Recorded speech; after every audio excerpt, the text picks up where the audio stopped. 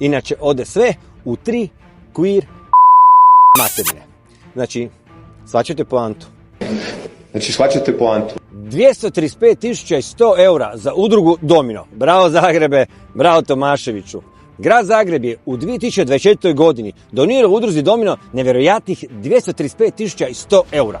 Udruga Domino se bavi promicanjem suvremene umjetnosti, kulture, ljudskih prava, društvene inkluzije s posebnim naglaskom na LGBT plus zajednicu. Organizira i Queer Zagreb Festival. Jednom riječju prodaju de facto maglu. Možemovac i europarlamentarac Gordan Bosanac je, pazi sad, slučajno osnivač udruge Domino. Dragi Zagrebčani, ovo je čvrsti dokaz kako Tomašević godinama gradskim novcem financira svoju ekipu iz Možemo. Poduzimo da svi zajedno vratimo Zagrebu normalu. Inače, ode sve u 3 queer materine.